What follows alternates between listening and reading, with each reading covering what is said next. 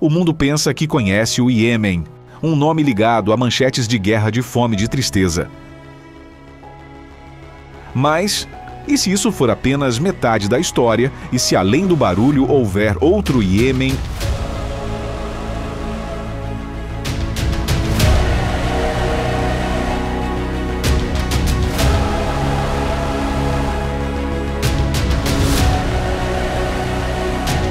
Um não escrito, nas últimas notícias, mas esculpido em pedra, sussurrado em orações e florescendo em lugares que nenhum mapa ousa nomear. Uma terra onde cidades surgem do barro, onde montanhas escondem histórias mais antigas que as escrituras.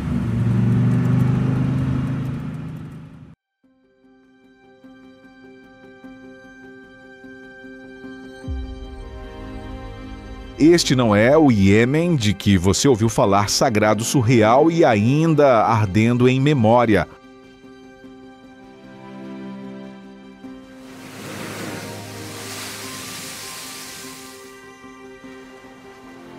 Existem lugares tão estranhos, tão intocados que não parecem mais a Terra. Este é um deles. A apenas 249,4 quilômetros da costa sul do Iêmen, alinhada no Mar Arábico,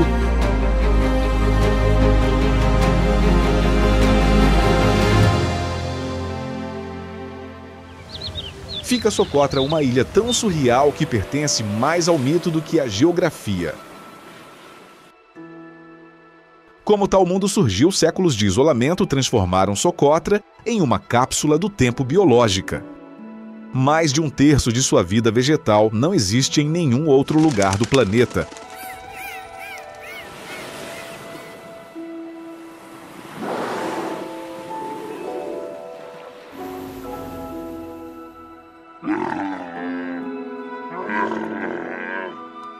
A mais famosa, a árvore de sangue de dragão. Seu nome é antigo Dracaena cinnabari, mas a maioria simplesmente a chama de árvore de sangue de dragão, erguendo-se como um guarda-chuva arrancado de um céu esquecido.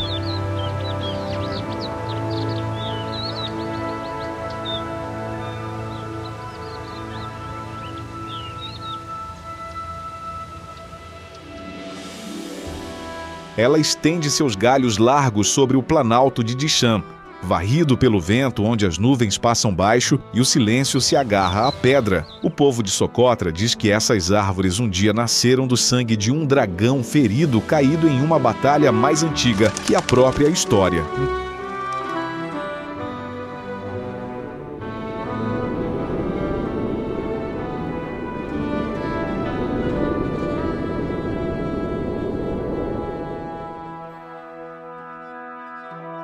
Cada corte da casca ainda verte vermelho, uma resina espessa e sagrada usada por séculos para curar feridas, pintar símbolos sagrados e invocar proteção contra espíritos do deserto.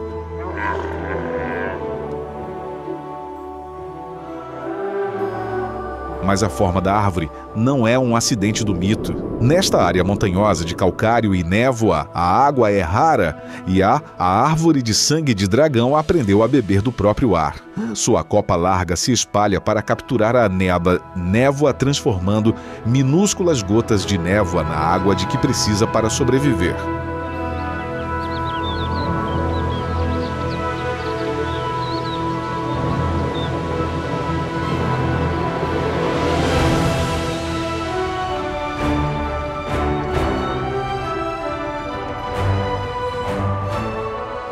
Alguns dizem que essas árvores existem há séculos. E quando o vento sussurra em suas copas, os antigos sussurram.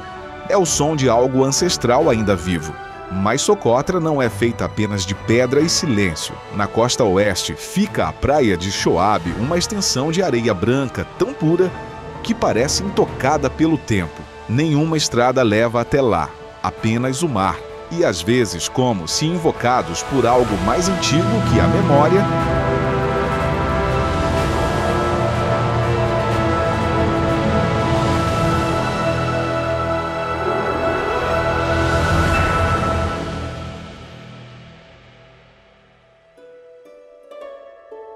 os golfinhos nadam ao lado do barco. Os habitantes locais dizem que é um bom presságio. Quando os golfinhos aparecem, o mar será generoso, as redes estarão cheias e o vento permanecerá gentil. Os pescadores ainda saem ao amanhecer, suas redes consertadas à mão, suas canções tão antigas quanto a maré. Antes de cada jornada, eles acendem fogueiras na praia, não para aquecer, mas para abençoar.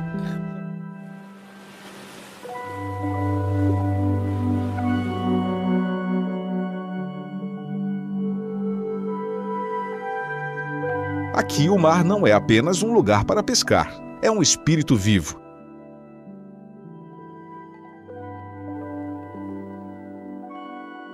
Se Socotra é onde a natureza se lembra, então Maribe é onde a memória vira pedra.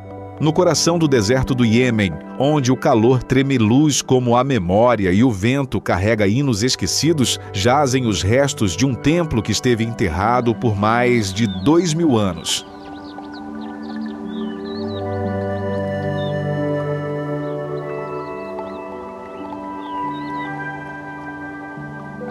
Mahram Bilqis, o templo do deus da lua e o coração sagrado do antigo reino de Sabá. Hoje os arqueólogos o conhecem como o Templo de Baran, um nome baseado na ciência, mas ainda ecoando o mito.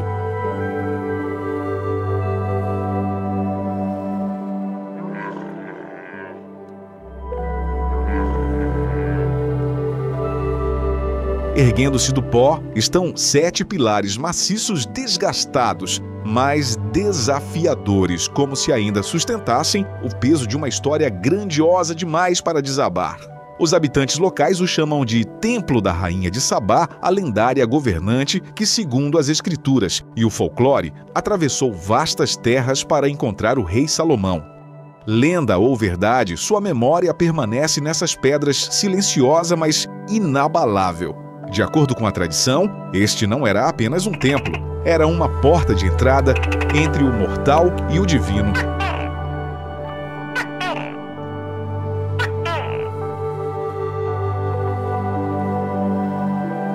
Um lugar onde o incenso queimava dia e noite e onde os sacerdotes observavam o ciclo da lua como um relógio divino. Inscrições da antiga escrita sabeia ainda traçam as paredes testemunhando uma civilização construída não sobre a guerra, mas sobre o fluxo de incenso e mirra através dos continentes. Por mais de 2000 anos, as areias cobriram este templo escondendo seus segredos do mundo.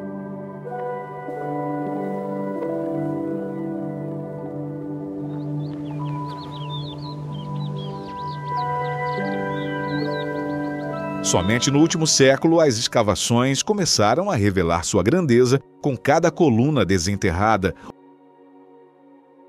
Outro pedaço da história retornava. E ainda assim, o vento se move pelas ruínas como uma voz antiga demais para nomear.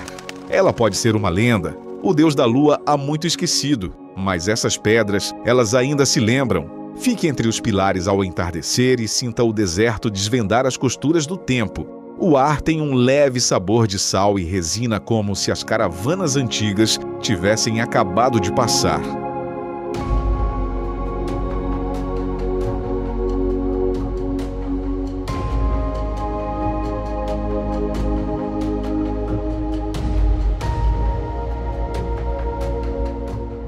As sombras se estendem pelas pedras esculpidas como orações fantasmagóricas, e o silêncio, zumbidos com uma energia mais antiga que as escrituras. Aqui mito e história são inseparáveis, cada grão de areia, um fragmento de um reino que um dia estudou as estrelas, para calcular o tempo e negociar com terras distantes do mundo.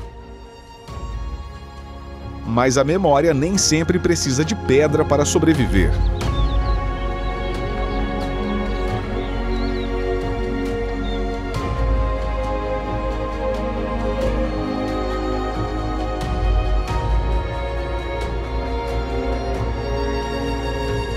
Às vezes, ela se mantém através da lama e das mãos, transmitida não nas escrituras, mas na maneira como as paredes são reconstruídas e as orações são sussurradas antes das chuvas. E diante de nós está Haid al-Jazil, uma aldeia que se agarra às rochas como se agarrasse à própria vida.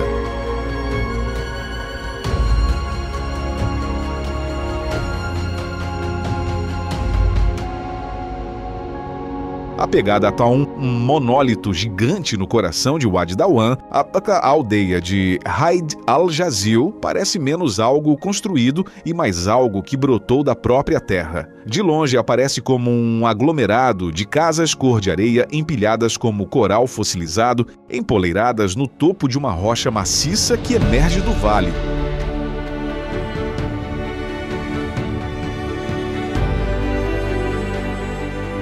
Não há grandes portões, nenhuma estrada visível, apenas silêncio, falésias e o ritmo lento da sobrevivência. Feita inteiramente de tijolos de barro e pedra, a aldeia está aqui há séculos exposta a inundações repentinas, ao tempo e ao lento atrito do isolamento.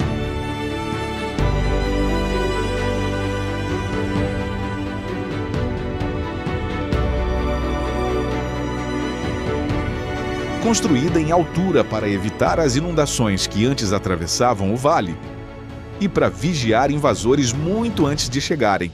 Aqui as paredes são escudos, palha e memória são amassadas na lama, moldadas à mão ano após ano. Cada rachadura guarda uma história, cada telhado uma oração por outra estação seca.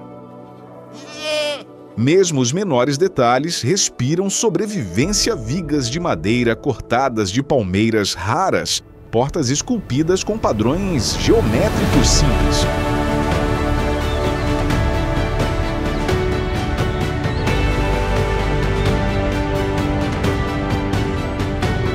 E janelas estreitas, projetadas não para o espetáculo, mas para sombra e defesa.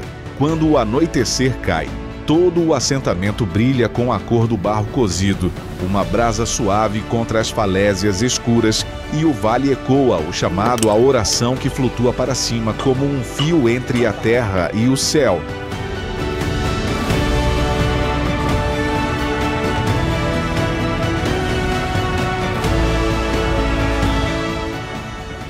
Dizem que o vale esquece muitas coisas, mas não as pessoas que ousaram viver acima dele.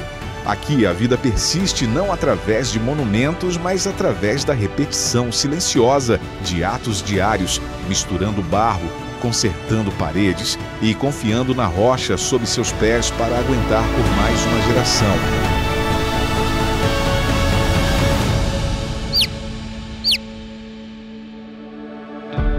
Nesse ritmo de sobrevivência reside uma verdade mais duradoura que a pedra da resiliência, não gravada em monumentos, mas vivida silenciosamente dia após dia em uma terra que o mundo quase esqueceu.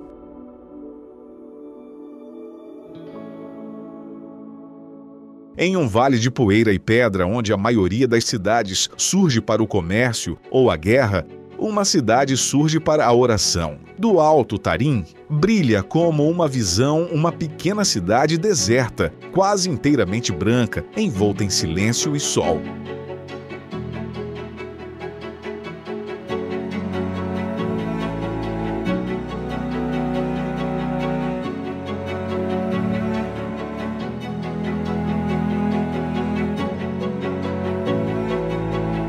Não são as paredes brancas que tornam Tarim sagrada, é quantas delas sussurram o mesmo nome para Deus.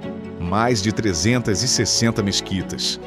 Para uma cidade que mal se estende pelo comprimento de uma caminhada matinal.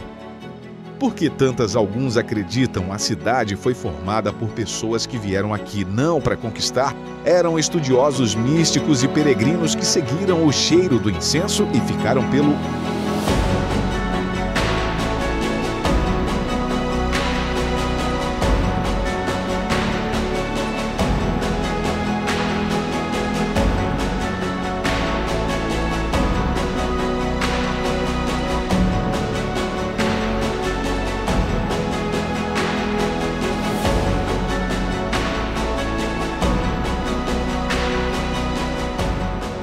Alcorão. Por séculos, Tarim tem sido o coração da erudição islâmica no Iêmen. O lugar onde filhos de tribos do deserto se tornaram imãs, e pais mandavam seus filhos não para o mercado, mas para a mesquita, especialmente o minarete de Al-Mihdar, elevando-se a mais de 48,7 metros no seco céu do deserto, construído inteiramente de tijolos de barro secos ao sol.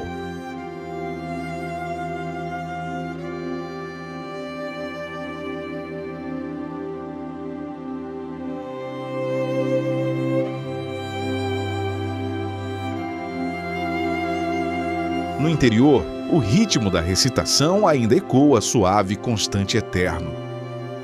Mas Tarim é mais do que suas mesquitas. É uma cidade onde cada esquina guarda uma biblioteca, onde manuscritos centenas de anos antigos ainda são lidos à luz de velas e onde as linhagens familiares remontam aos companheiros do profeta. As ruas lá fora são silenciosas, quase sem peso. Ao anoitecer, o chamado à oração se eleva, mas o que se segue é mais suave o som da lembrança tecido no silêncio. Até os mercados se movem com contenção, especiarias tâmaras e bens simples dispostos sem barulho ou caos.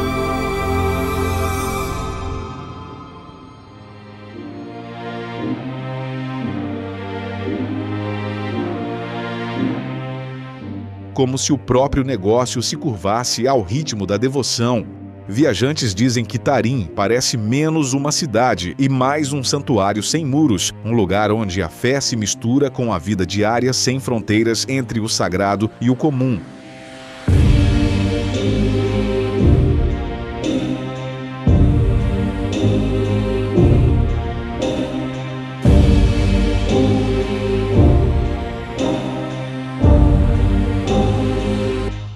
E ainda assim, apesar de toda a sua piedade, Tarim não está congelada no passado. Seus estudiosos viajam por todo o mundo islâmico, levando o legado espiritual do Iêmen para o Cairo, Damasco, Jacarta. Mesmo que a própria cidade permaneça ancorada no vale, inalterada em sua essência por séculos. Aqui, sob o sol do deserto, o tempo parece mais lento, esticado pela oração e pela memória. Nem todas as cidades são feitas para conquistar o espaço. Tarim é um daqueles lugares raros construídos para descer para dentro, na memória, na oração, no eterno silêncio da fé.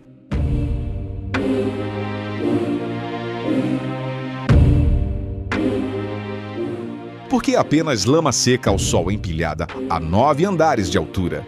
No meio do deserto, Shiban se ergue como se a própria areia tivesse aprendido a construir.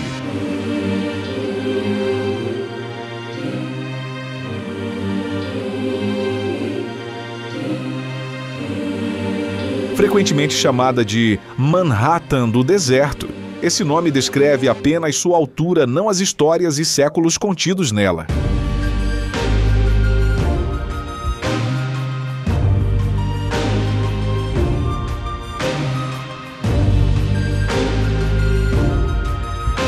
Erguendo-se diretamente do chão do deserto, Shiban não é esculpida em montanhas nem aninhada em falésias. Torre após torre de lama seca ao sol, subindo de 7 a 9 andares de altura, ombro a ombro, como uma floresta de argila. Por mais de 500 anos, essas torres resistiram ao tempo, às inundações, à guerra. Não mantidas unidas por pedra, mas por mãos, memória e o dever silencioso de cuidado.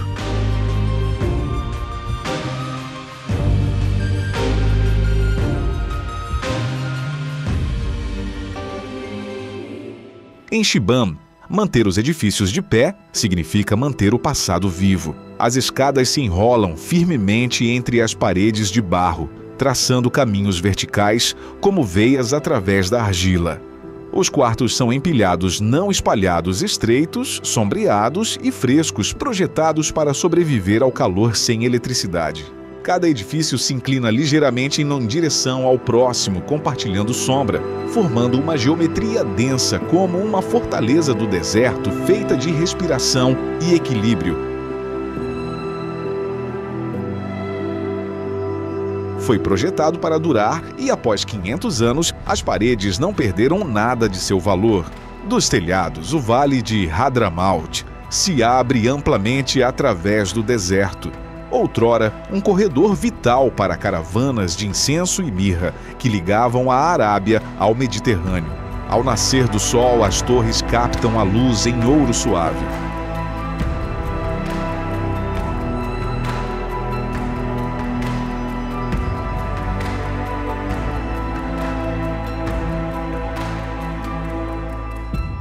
Ao anoitecer, escurecem para a cor do chão do deserto, misturando-se de volta à terra que as gerou. Aqui, cada passo revela uma arquitetura viva frágil, na terra inabalável no espírito. Uma cidade preservada pelas mãos firmes daqueles que se recusam a deixá-la desaparecer. Para estranhos, pode parecer frágil, mas por séculos esta cidade, frágil, resistiu a inundações e tempestades que apagaram outras cidades.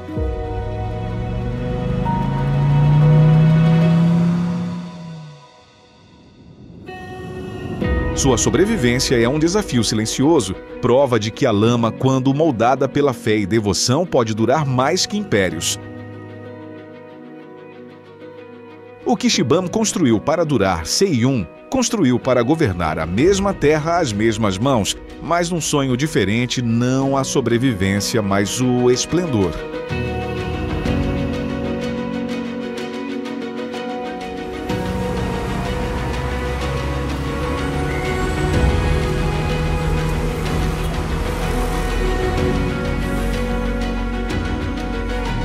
Palácio não esculpido em mármore, mas moldado em barro, pintado de branco e feito para governar.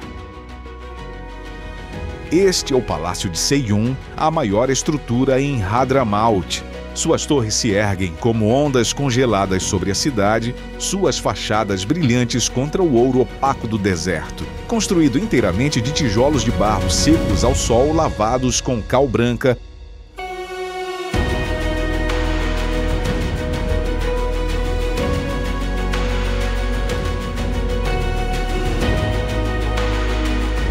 foi outrora o coração político e administrativo do sultanato Katyri, um reino que já se foi, mas nunca foi completamente apagado. De longe parece quase irreal, apenas forma audaciosa, vertical, monumental. Por dentro, a luz desliza por corredores arqueados e tetos pintados, alguns ainda marcados com motivos florais e caligrafia corânica. Hoje o palácio serve como museu, guardando a memória da região em vidro e silêncio. Mas em suas paredes ainda se pode sentir o ritmo de passos outrora apressados pela política, rituais e dias reais há muito desaparecidos. No salão central, as sombras se estendem longas pelos pisos de azulejos, como se relutantes em partir. Não respira como algo vivo, mas perdura como algo sagrado. Não apenas um palácio, mas uma memória de poder ainda contida em paredes que se recusam a esquecer.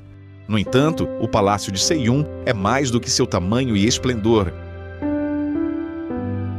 Dentro de seus cômodos jazem vestígios de decretos reais outrora, assinados às pressas de banquetes realizados à luz de lanternas de decisões que moldaram os vales além de suas paredes. Cada varanda outrora observava procissões, cada escadaria outrora suportava o peso de governantes que transformaram barro em majestade. Mesmo agora, entrem em seus pátios e sintam um silêncio pesado de memória.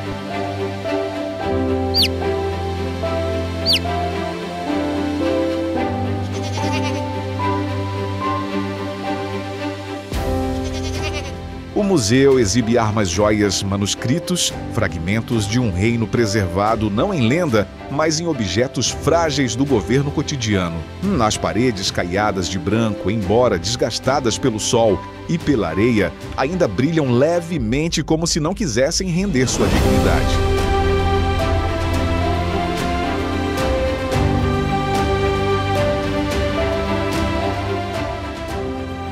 O Palácio de Seiyun ergue-se não apenas como um monumento, mas como testemunho de que mesmo reinos construídos de terra e cal podem projetar poder forte o suficiente para ecoar por séculos. As paredes brancas de Seiyun desaparecem atrás de você, sua grandeza silenciosa dissolvendo-se na névoa âmbar das montanhas Harais. E adiante a terra se eleva em dobras irregulares de pedra, Aqui onde os ecos do poder se desvaneceram, a sobrevivência conta uma história mais nítida. Falésias de rocha bruta e casas que parecem crescidas, não construídas, erguendo-se do osso da montanha. E, no alto desta cordilheira acidentada, Al-Hajará se agarra a um penhasco como uma visão esculpida em pedra. Suas casas agarrando a encosta da montanha como se a gravidade tivesse sido enganada.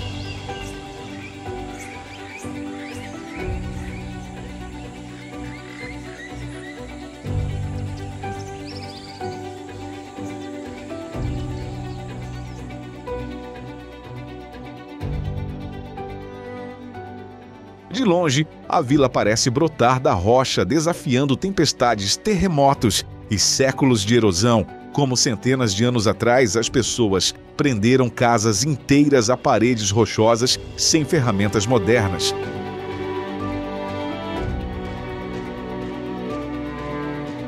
A resposta é um casamento de engenhosidade e ambiente.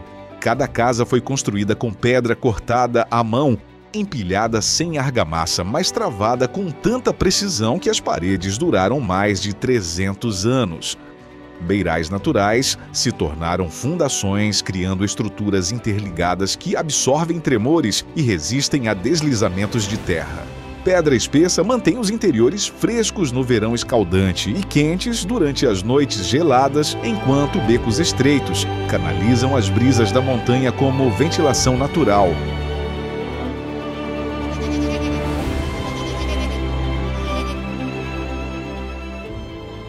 Cada bloco foi arrastado por trilhas íngremes e sinuosas apenas pela força humana, um feito de resistência que espelha a determinação das famílias que escolheram viver em tais alturas. Por dentro, a vila parece um labirinto escadas, subindo entre terraços, portas esculpidas diretamente na rocha e telhados que servem como caminhos para a casa vizinha. A vida se desenrola verticalmente, costurada firmemente à pedra. Gerações aqui mediram o tempo não por calendários, mas por estações de chuva e colheita, suas vidas marcadas pela própria montanha. Mais forte que o concreto moderno, a arquitetura vernacular de Al-Hajará é a prova de que beleza e permanência podem surgir da paisagem mais árdua, quando a habilidade humana e a natureza se encontram.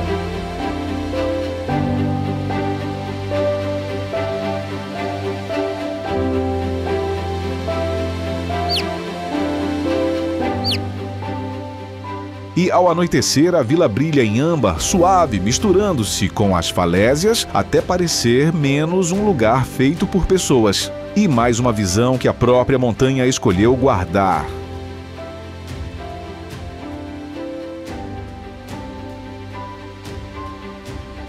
A trilha serpenteia mais fundo nas montanhas Harais, onde as cristas se erguem como lâminas da terra.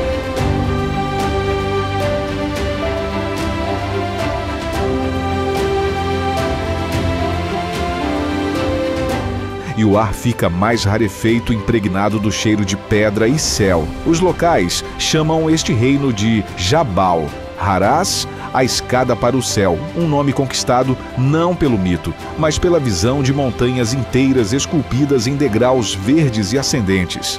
De longe, os terraços se erguem em níveis infinitos, cada um cortado à mão para capturar as raras chuvas e abrigar campos de grãos e cate.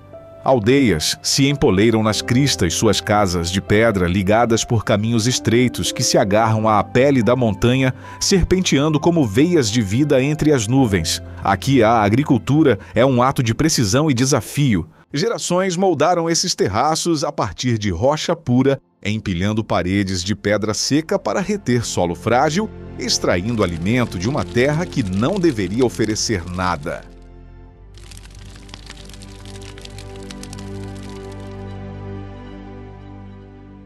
Água extraída de névoas passageiras e breves tempestades de montanha é carregada para cima à mão e guardada em cisternas secretas. Paredes de pedra não contêm apenas solo, mas séculos de paciência, cada terraço um pacto silencioso entre a terra e o céu.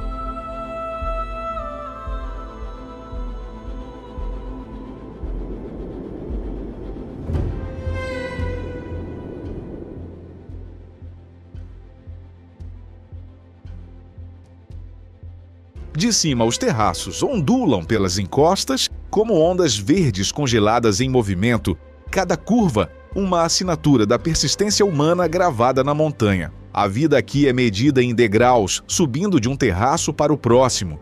Mesmo os menores detalhes refletem a adaptação, casas construídas com paredes de pedra grossas para ancorar contra os ventos, telhados que servem como varais para a colheita, cisternas esculpidas profundamente na rocha para guardar a preciosa água da chuva.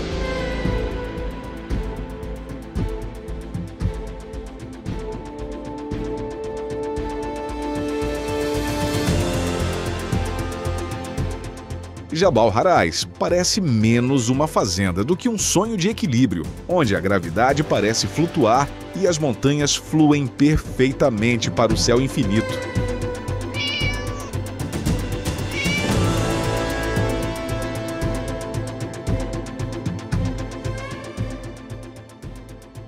Bide, a estrada sai das terras altas para uma planície de calor e silêncio, onde as ruínas de Zabid emergem como uma escritura desbotada na terra.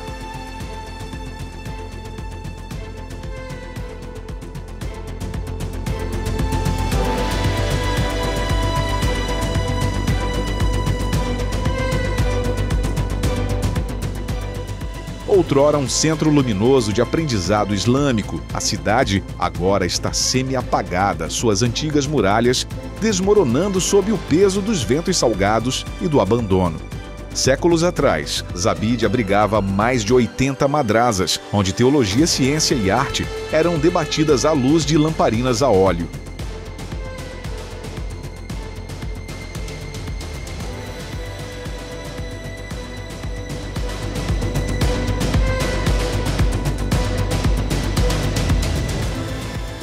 Seus estudiosos moldaram o pensamento em toda a Península Arábica, e suas ruas, outrora, pulsavam com a cadência da recitação do Alcorão e o arrastar das sandálias dos estudantes.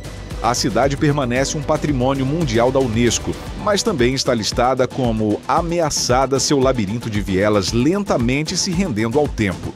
Fragmentos de gesso esculpido se agarram a batentes de portas, inclinados e estreitos caminhos de pedra passam por paredes onde a caligrafia se desfez em pó.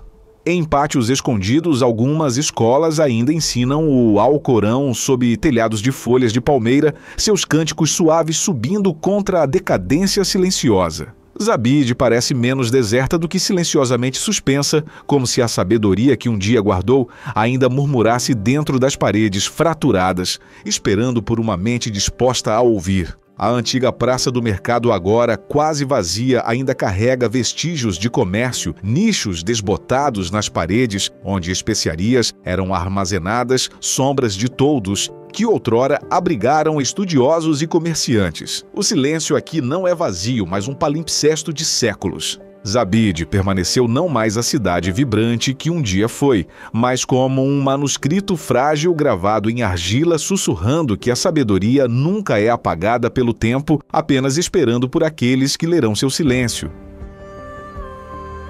Se em Zabid o conhecimento pode ser esquecido, então Nabi Hud nos lembra: a fé nunca realmente desaparece.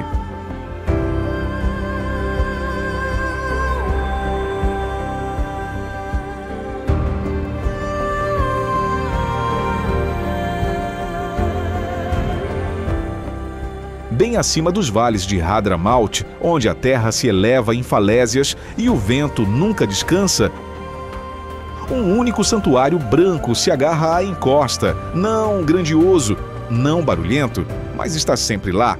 Este é o santuário de Nabi Hud. Aqui dizem: jaz o profeta Hud, o homem que advertiu o povo de Idade e cujo nome vive no Alcorão. A história é antiga, tão antiga que se perde entre as escrituras e a areia, mas a crença perdurou. Todos os anos peregrinos vêm aqui caminhando por quilômetros por terras áridas. Eles sobem a encosta descalços, alguns deixam pedras, alguns choram. Não oferece opulência, apenas uma tumba humilde, beijada por cal branca, sua cúpula capturando a última. Ali a última luz como um eco desbotado do próprio sol. Apenas uma escadaria estreita, um caminho de pedra esculpido e silêncio profundo o suficiente para ouvir o eco da sua própria respiração. Mesmo quando ninguém está por perto, parece cheio de reverência, de memória de algo mais antigo que o tempo.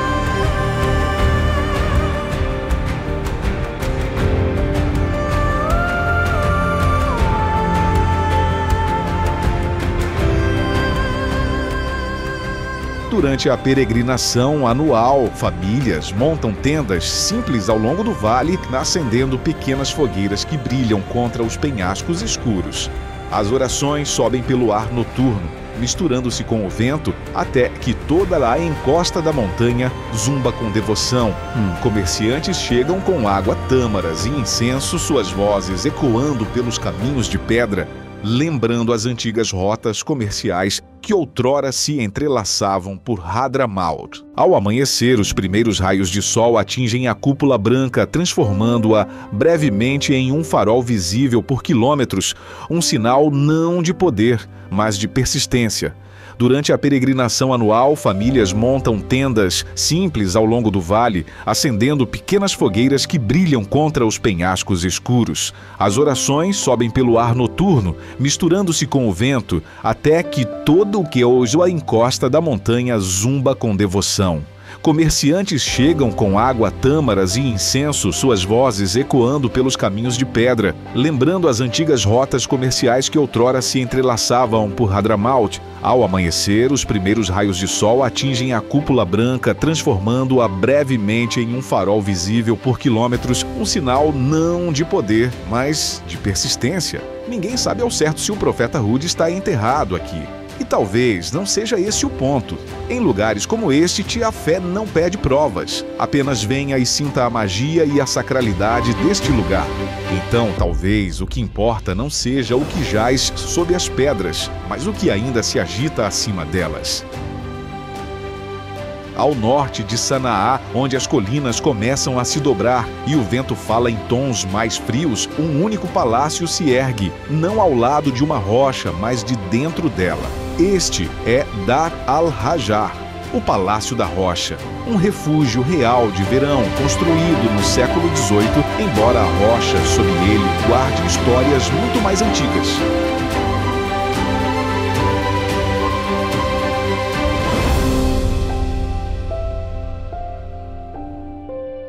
Não fica em um penhasco. É o penhasco, uma estrutura de 5 andares esculpida e empilhada acima de um maciço pilar de pedra, como se a própria montanha tivesse parado e escolhido se tornar a arquitetura aqui. De longe parece fantasia janelas em arco, varandas esculpidas e terraços fluidos que caem diretamente da rocha nua. Chegue mais perto, isso não é apenas um monumento à beleza, mas à genialidade, forma moldada pela necessidade e função esculpida não para exibição, mas para a sobrevivência. Construído com pedra entrelaçada e água de nascente natural fluindo por seu núcleo, Dar al-Hajar foi projetado para resfriar o ar e acalmar a alma.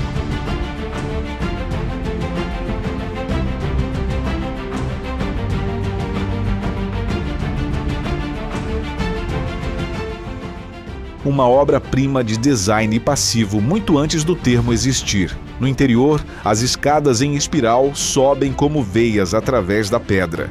Cada nível revela um novo ritmo de luz e sombra, como se o próprio tempo desacelerasse para admirar a arquitetura.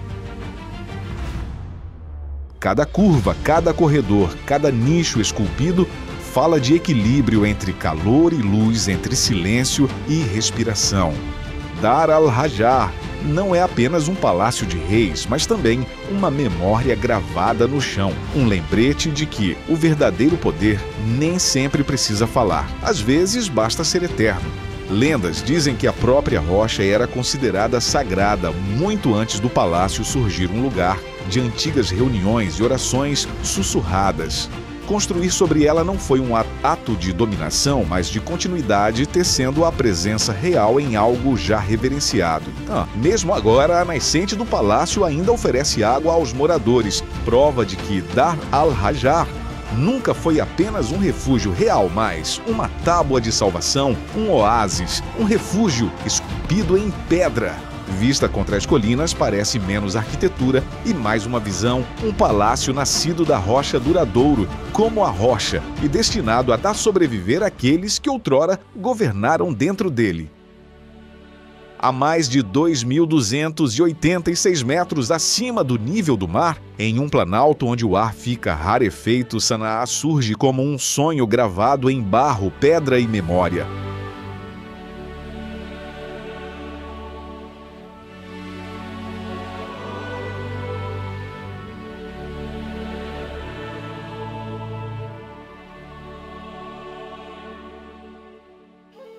Do alto, uma cidade de ocre e cal como biscoitos de gengibre moldados por séculos. Cada telhado, uma invocação silenciosa, cada viela, uma linha de verso vivo. Esta é uma das cidades continuamente habitadas mais antigas da Terra, mas não grita sua idade. Ela a veste silenciosamente e intrinsecamente nas janelas de vitral que espalham a luz da manhã nos delicados.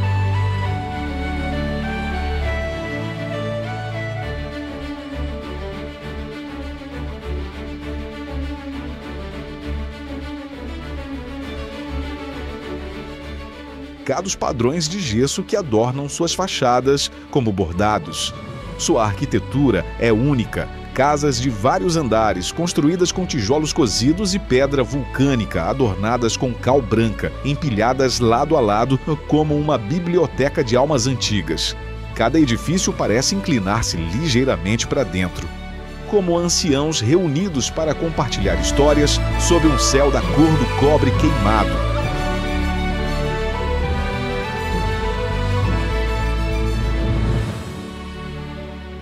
O tempo se move de forma diferente aqui. Não para frente, mas para fora em círculos no chamado A Oração em Xícaras de Quijer, temperado, passadas de mão em mão.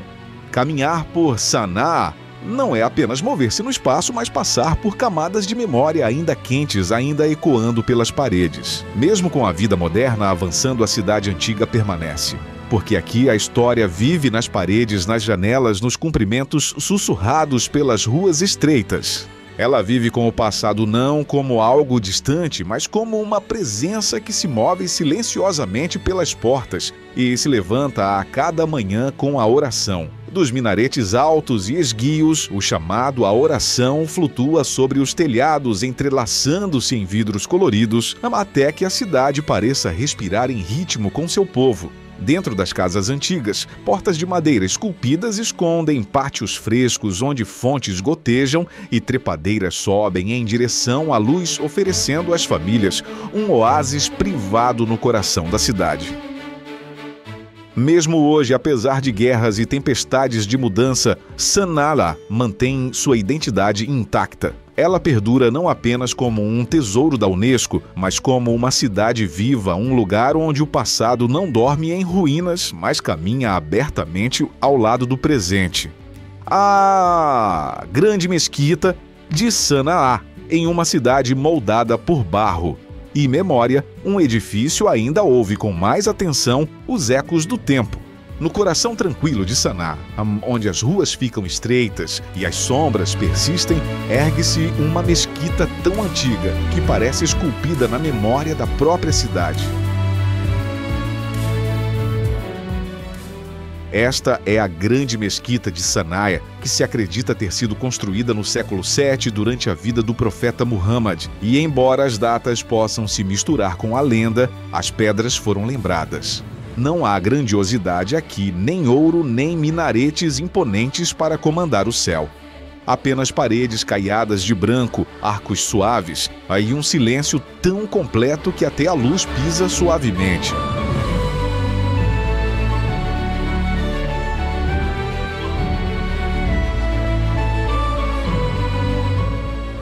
A luz do sol escorre por treliças de madeira esculpidas, roçando páginas mais antigas que impérios manuscritos corânicos tintados à mão, guardados em uma biblioteca onde o pergaminho se curva como folhas secas e a escrita se desvanece na respiração. No interior, não há sensação de tempo passando. Em vez disso, ele permanece na suavidade dos pisos de pedra, desgastados por 1000 anos de oração no ar, parado entre as recitações na maneira como os fiéis se movem, não com urgência, mas com lembrança.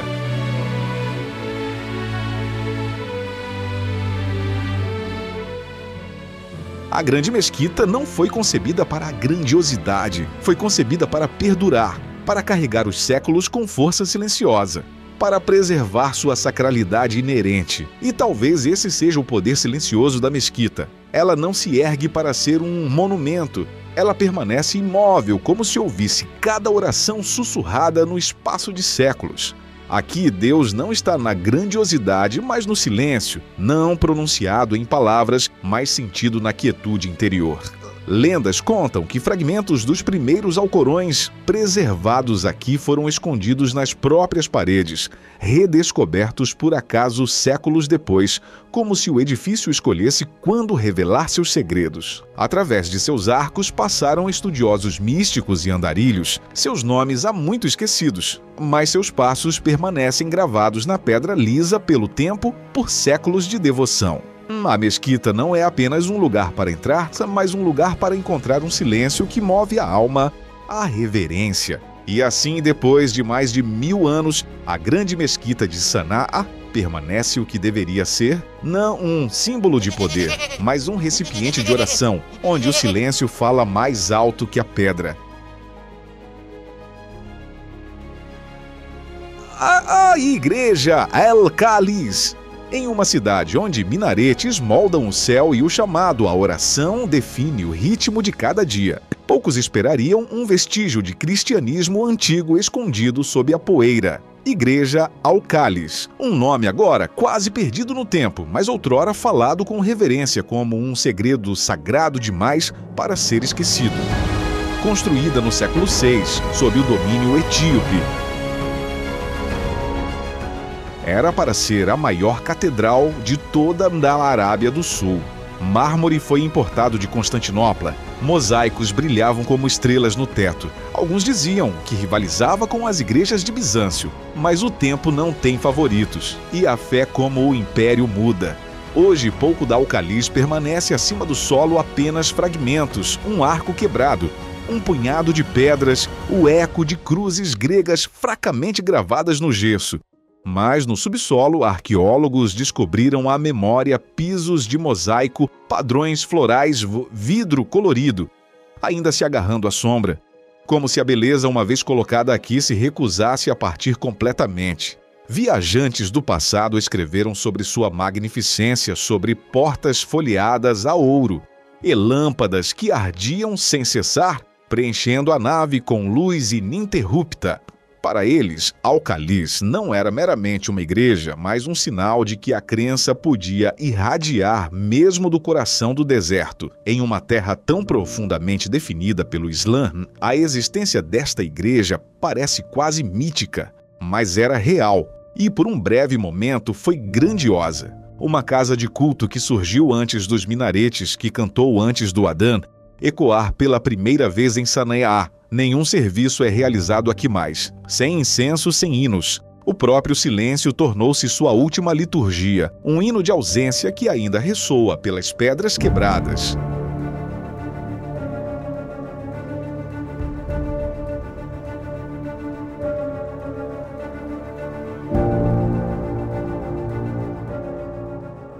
Mesmo em ruínas, o espaço parece consagrado não a uma fé, mas a ideia do sagrado em si. No silêncio, o que permanece não é a crença em conflito, mas o eco de algo mais antigo, que a fé tem muitas formas. E às vezes as ruínas de uma crença não apagam, mas expandem o horizonte da memória, lembrando-nos de que Sana'a foi outrora um cruzamento de devoção e que o sagrado sempre foi maior do que qualquer voz única. De uma ilha alienígena ao coração de Sana'a, a jornada pelo Iêmen não é apenas sobre se mover em um mapa, mas também sobre viajar através de memórias, fé e o poder da sobrevivência.